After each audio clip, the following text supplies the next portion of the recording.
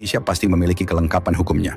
Yang tertinggi tentu saja konstitusi pada UUD 1945 yang kemudian dijabarkan dengan segala tata urutan hukum di bawahnya. Maka tidak bisa seorang yang dari ras asing hanya bermodalkan KTP atau akte kelahiran disebut sebagai warga negara. Mereka baru sah disebut sebagai warga negara bila dibuktikan dengan pengesahan dan sekaligus kapan proses pengajuannya. Dalam sejarah, sebagian ras keturunan Cina sudah banyak yang mengajukan status kewarganegaraan, namun tidak dengan ras Arab.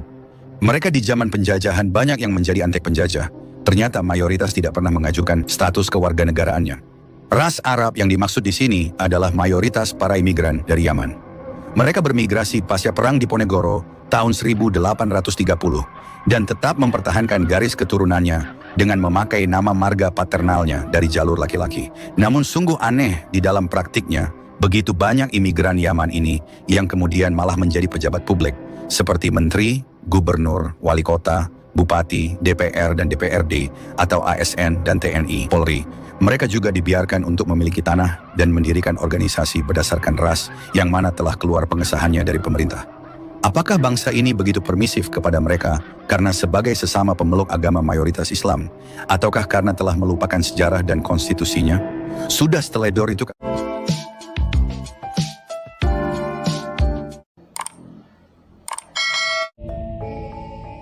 Sumatera. Sedih rasanya bila kita melihat fenomena di Bogor, di mana tempat itu sekarang penuh sesak oleh orang-orang imigran. Apa yang terjadi? Kita patut bersyukur dan mendukung Kang Deddy Mulyadi. Sosok yang dikenal dengan kebijakan tegasnya ini melakukan pembongkaran taman rekreasi Hibis Fantasy di kawasan Puncak, Bogor, sebuah bisnis wisata yang diduga terkait dengan para imigran. Deddy Mulyadi menilai pembangunan Hibis Fantasy melanggar aturan penggunaan lahan, mengancam keseimbangan ekosistem, serta mengurangi daerah resapan air yang sangat krusial bagi lingkungan. Tapi tunggu dulu, ini bukan pertama kalinya tanah di Puncak menjadi arena perdebatan sengit. Kawasan ini menyimpan lebih dari sekadar wisata dan pemandangan indah. Ada cerita lain yang lebih dalam, tentang sengketa pesantren syariah Megamendung milik orang Arab, praktik kawin kontrak orang Arab, hingga manuver politik yang penuh intrik. Disinilah pola Yahudi mulai terlihat, bahwa setiap kali seorang pemimpin tegas muncul, ia selalu menjadi sasaran isu sara dan tuduhan politik kotor oleh para imigran tersebut. Kita tidak boleh mengabaikan penerapan hukum yang sepatutnya, dampak moral bagi generasi muda, dan wibawa bangsa yang menjunjung nilai budaya leluhur Nusantara. Ini aku Indonesia dengan seluruh tumpah darahku. Di sini aku berdiri, di sini aku berjanji, di sini aku mengabdi. Tak ada satu detik pun bagi diriku kecuali mencintai Indonesia. Seluruh jiwa ragaku tertumpah bagi Indonesia. Ketika kita tergeser di negeri kita sendiri, menjadi bangsa yang tidak memiliki kedaulatan apapun, tidak memiliki kedaulatan di bidang ekonomi, tidak memiliki kedaulatan di bidang politik, tidak memiliki kedaulatan di bidang sosial, tidak memiliki kedaulatan di bidang kebudayaan. Maka pertanyaannya adalah, kau telah menyanyiakan seluruh darah yang tertutur para pahlawan. Saudara-saudara sebangsa dan setanah air, hari ini kita membuka lembaran sejarah yang telah lama terhampar di negeri ini. Sebuah kisah pergerakan manusia, perpindahan suku, dan percampuran budaya yang telah membentuk wajah Nusantara sejak berabad-abad silam.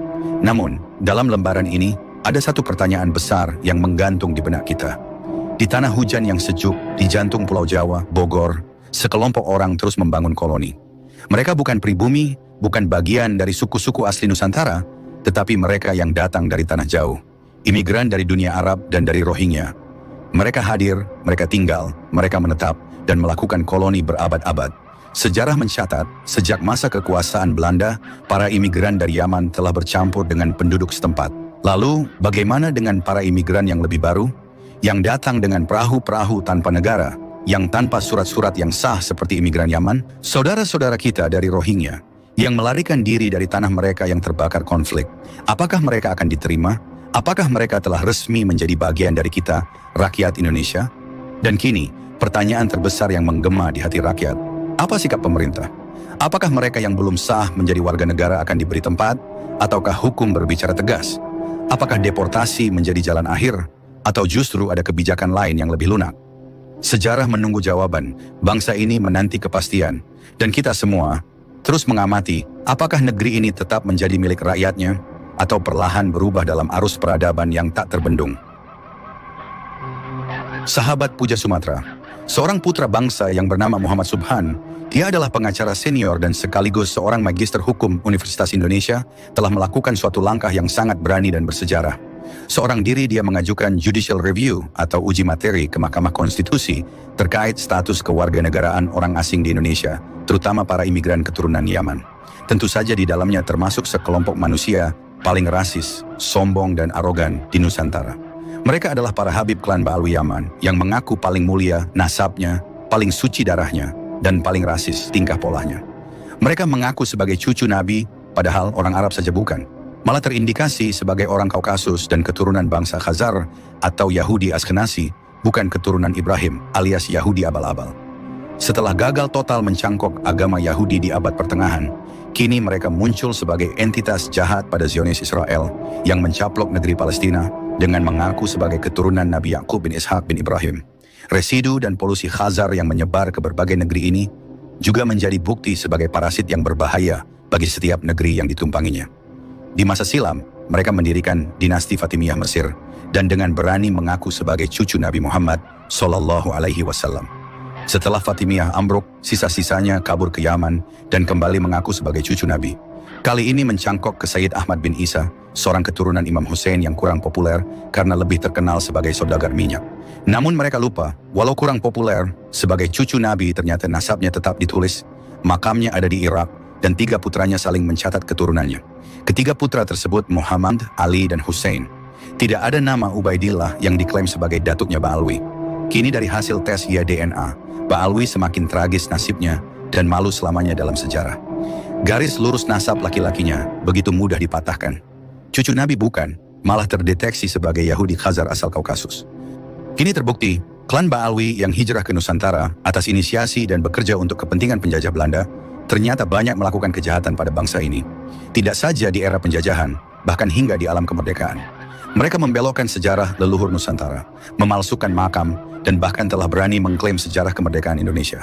Kejahatan ini berakar dari pengakuan sebagai cucu Nabi, lalu batangnya adalah perbudakan spiritual, dan buahnya adalah kapitalisasi agama untuk memperkaya diri demi materi dan kedudukan duniawi.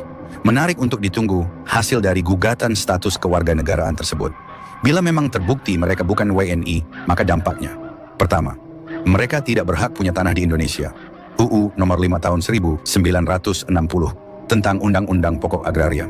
Kedua, dilarang mendirikan organisasi apapun, apalagi semacam organisasi pencatat nasab keluarga yang memiliki ajaran rasis. Bahkan dengan mengklaim sebagai keturunan abal-abal dari Nabi, maka mereka telah melakukan kejahatan di negeri orang yang mengancam kehidupan beragama dan kebangsaannya. Ketiga, dilarang untuk menduduki jabatan publik sebagai aparatur negara, termasuk ASN, TNI Polri, dan jabatan politik dari Presiden, DPR, MPR, hingga kepala desa dengan seluruh jajarannya. Sahabat sejarah, hukum adalah pilar utama ketertiban dalam kehidupan berbangsa dan bernegara. Founding Fathers kita, Bung Karno pernah berkata, tidak ada negara yang tak ada hukumnya dan tidak ada hukum yang tak ada negaranya. Karena itulah kepastian dan penegakan hukum sangat diperlukan di dalam kehidupan berbangsa dan bernegara. Sebagai sebuah negara, Indonesia pasti memiliki kelengkapan hukumnya. Yang tertinggi tentu saja konstitusi pada UUD 1945 yang kemudian dijabarkan dengan segala tata urutan hukum di bawahnya. Maka tidak bisa seorang yang dari ras asing hanya bermodalkan KTP atau akte kelahiran disebut sebagai warga negara. Mereka baru sah disebut sebagai warga negara bila dibuktikan dengan pengesahan dan sekaligus kapan proses pengajuannya. Dalam sejarah, sebagian ras keturunan Cina sudah banyak yang mengajukan status kewarganegaraan, namun tidak dengan ras Arab. Mereka di zaman penjajahan banyak yang menjadi antek penjajah, ternyata mayoritas tidak pernah mengajukan status kewarganegaraannya. Ras Arab yang dimaksud di sini adalah mayoritas para imigran dari Yaman.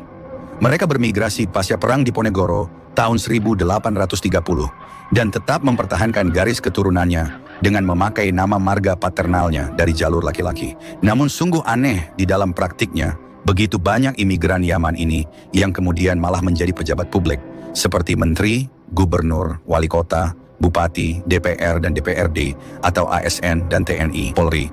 Mereka juga dibiarkan untuk memiliki tanah dan mendirikan organisasi berdasarkan ras yang mana telah keluar pengesahannya dari pemerintah. Apakah bangsa ini begitu permisif kepada mereka karena sebagai sesama pemeluk agama mayoritas Islam, ataukah karena telah melupakan sejarah dan konstitusinya? Sudah seteledor itukah bangsa ini? Sudah separah itukah perlindungan kepada pribumi aslinya? Dan sebegitu lemahkah bangsa ini di dalam menjaga pertahanan dan keamanannya dari segala pengaruh asing? Dua negara tetangga kita patut untuk menjadi contoh paradoks. Bagaimana di Singapura yang semakin terkikis ras Melayunya? Padahal ras Melayu adalah penduduk asli Tumasek, nama lampau Singapura, sejak ribuan tahun lamanya. Namun seterkikisnya nasib etnis Melayu, tetap mereka hidup makmur dengan segala jaminan tunjangannya. Singapura dikuasai non-pribumi, tapi menjadi negara maju dengan pengelolaan yang lebih baik, bersih dan benar. Beda dengan Singapura, maka beda pula di Malaysia. Negara ini adalah persekutuan dari banyak kerajaan pendirinya sebagai owner atau pemilik. Di sini ras asli Melayu tetap dilindungi nasibnya dan memperoleh hak-hak istimewa melebihi ras imigran. Pada akhirnya ras asli pribumi tetap dapat terjamin dan makmur hidupnya. Namun sungguh beda pula dengan suatu negeri antah berantah yang nasib pribuminya sungguh mengenaskan. Bagai anak ayam yang kelaparan di lumbung padi. Di negeri yang makmur, gemah ripah loh jinawi, tanahnya subur sekaligus penuh bahan tambang, malah yang menikmatinya hanyalah segelintir orang. Itu pun mayoritas dari kaum imigran yang mendapatkan segudang fasilitas dan kemudahan. Entah negeri mana itu, admin sendiri juga prihatin bila negeri seperti itu benar-benar ada. Untungnya nasib pribuminya tidak setragis Indian di Amerika, Aborigin di Australia, ataupun Maori di Selandia Baru. Mumpung belum terjadi hal yang memilukan tersebut, maka tidak salah bila semua pribumi bangkit untuk menuntut haknya dan menata diri agar semakin pantas di dalam memajukan bangsanya. Demikianlah sahabat, dikutip dari history berbagai sumber. Jika ada dari sahabat yang memiliki pendapat berbeda, silakan tulis di komentar dengan selalu menjaga prinsip BNBR, be nice, be respectful. Bila ada kurang dan lebihnya, kami mohon maaf. Kenyataan telah banyak orang dari bangsa lain dipastikan tidak memiliki pengesahan sebagai warga negara Indonesia ternyata mendapat kesempatan yang sama dalam pemerintahan dan atau dalam pengisian jabatan. Antara lain, Saudara Anies Rashid Baswedan sempat menjadi Menteri Pendidikan dan Kebudayaan Indonesia Kabinet Presiden Joko Widodo pada tahun 2014, menjadi Gubernur DKI ke-17 periode 2017 sampai 2022 dan menjadi calon presiden 2024 periode 2024-2029. Sementara yang bersangkutan adalah orang dari bangsa lain yang tidak mempunyai pengesahan sebagai warga negara Indonesia. Begitu juga dengan Habib Lutfi bin Yahya Hadi Zainal Abidin menjadi wali kota Probolinggo periode 2019-2024 dan menjadi anggota DPR RI periode 2014 sampai 2028. Habib Abu Bakar Al-Habsyi menjadi anggota DPR RI periode 2024 sampai 2029 dan Saudara Haikal Hasan sebagai Kepala Badan Penyelenggara Jaminan Produk Halal, jabatan setingkat menteri. Dan terakhir Raffi Ahmad, utusan khusus Presiden bidang pembinaan generasi muda dan pekerjaan. Orang-orang yang saya sebut terakhir ini adalah orang yang tidak memiliki pengesahan sebagai warga negara Indonesia. Hal itu melanggar pasal 28D ayat 3. Setiap warga negara berhak memperoleh kesempatan yang sama dalam pemerintahan. Bahwa analogium yang dapat dijadikan rujukan dalam konstitutif yang tertib dan benar dalam berwarga negara menurut Undang-Undang Dasar Negara Republik Indonesia tahun 1945 adalah pemain sepak bola nasional dari bangsa lain harus melalui proses naturalisasi atau kewarganegaraan agar dapat bermain mewakili Indonesia. Sementara itu, pengisian jabatan negara atau pemerintahan yang sangat strategis dan diisi orang bangsa lain dilakukan tanpa didahului naturalisasi atau orang Belanda bilang zonder adanya pengesahan sebagai warga negara Indonesia. Bahwa untuk menghalangi agar orang-orang dari bangsa lain yang tidak memiliki pengesahan sebagai warga negara mendapatkan kesempatan yang sama dalam pemerintahan, maka lembaga atau badan-badan baik eksekutif, legislatif dan yudikatif yang menjadi pintu masuk di mana warga negara dapat ikut dalam pemerintahan wajib secara konstitutif mensyaratkan yang bersangkutan, yaitu orang-orang dari bangsa lain tersebut harus telah mendapatkan atau memiliki bukti pengesahan sebagai warga negara Indonesia menurut undang-undang. Bahwa permohonan dari pemohon ini wajib secara konstitutif untuk dikabulkan oleh Mahkamah Konstitusi. Hal ini akan bermanfaat berdaya guna dan berdaya ikat untuk menghalangi agar negara Indonesia di masa kini dan masa depan tidak dipimpin oleh orang-orang dari bangsa lain yang tidak memiliki pengesahan sebagai warga negara. Bahwa oleh karena itu Undang-Undang nomor 12 tahun 2006 tentang kewarganegaraan Indonesia pasal 2 yang berbunyi, yang menjadi warga negara Indonesia adalah orang-orang bangsa Indonesia asli dan orang-orang bangsa lain yang disahkan dengan undang-undang sebagai warga negara. Pada kalimat orang-orang bangsa lain yang disahkan dengan undang-undang bertentangan dengan Undang-Undang Dasar Negara Republik Indonesia tahun 1945 dan tidak mempunyai kekuatan hukum mengikat kecuali dibuktikan dengan pengesahan. Bahwa dengan dinyatakan oleh Mahkamah Konstitusi bahwa orang-orang bangsa lain yang disahkan dengan undang-undang bertentangan dengan Undang-Undang Dasar Negara Republik Indonesia kecuali disertai bukti dengan pengesahan dan tidak mempunyai kekuatan hukum mengikat kecuali dibuktikan dengan pengesahan, maka tidak ada lagi orang-orang bangsa lain yang tidak memiliki bukti pengesahan sebagai warga negara mendapatkan kesempatan yang sama dalam pemerintahan Republik Indonesia. Dalam pokok permohonan, 1. Mengabulkan permohonan dari pemohon untuk seluruhnya. 2. Menyatakan kalimat orang-orang bangsa lain yang disahkan dengan undang-undang dalam pasal 2 Undang-Undang nomor 12 tahun 2006 tentang kewarganegaraan Republik Indonesia lembaran negara tahun 2006 nomor 63 bertentangan dengan Undang-Undang Dasar Negara Republik Indonesia tahun 1945 dan tidak mempunyai kekuatan hukum mengikat kecuali dibuktikan dengan pengesahan. 3. Menyatakan orang-orang bangsa lain yang mencalonkan dan atau dicalonkan dalam pemerintahan harus telah memiliki pengesahan sebagai warga negara Indonesia sebagaimana yang ditentukan undang-undang. Demikian permohonan pengujian ini kami sampaikan ditandatangani oleh pemohon Haji Muhammad Subhan Esa. Terima kasih yang mulia.